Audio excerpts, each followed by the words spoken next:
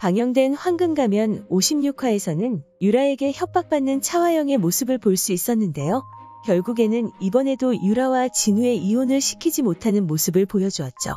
차화영이 수연에게 유대성의 죽음에 대한 증거를 주려는 사실을 알게 된 유라는 차화영을 찾아가는데요.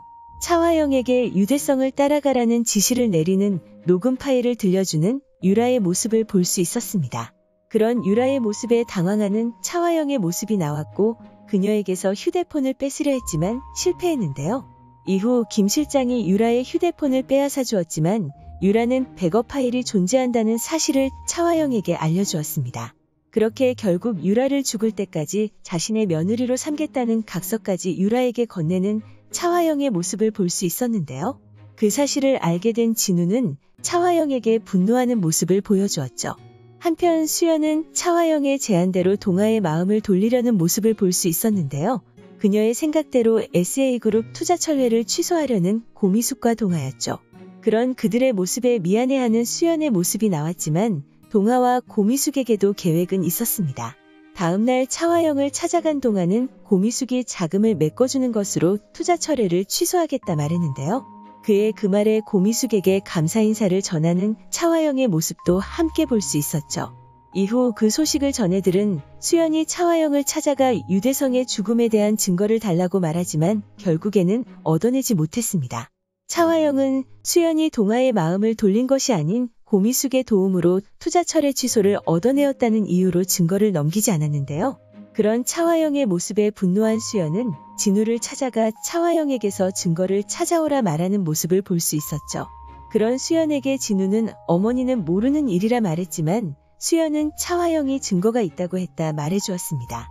그리고 수연이 진우의 방에서 나오던 길 유라를 만나게 되고 진우와 서준이가 자신과 함께 살 거라는 말을 전했는데요. 이후 차화영이 유라에게 각서를 전했다는 사실을 진우가 알게 되고 다음날 인터뷰가 있다는 사실까지 알게 되었죠. 그리고 진우는 인터뷰에서 유라와 차화영이 수연에게 했던 짓을 모두 밝히는 모습이 나오며 56화가 마무리되었습니다.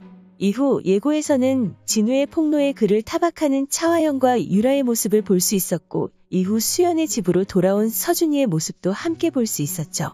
그리고 진우는 수연과 함께 살기 위해 집을 나왔다고 말하는 모습을 보여주었고 동아는 수연에게 서준이가 왔냐고 밝게 묻고 있었죠. 이후 차화영은 진우가 사직서를 자신에게 내놓자 그 하찮은 계집애 하나 때문에 SA그룹을 포기하는 것이냐 물었는데요. 그런 그녀에게 홍선태는 진우와 유라를 이혼시키라 말하며 엄마라는 사람이 미안함도 없냐고 물었죠.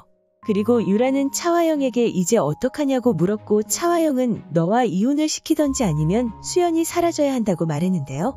그 장면에서 유라가 수연을 찾아가는 장면이 나오며 예고가 마무리되었습니다. 그렇게 예고에서 유라가 수연을 찾아가는 장면이 나왔는데요.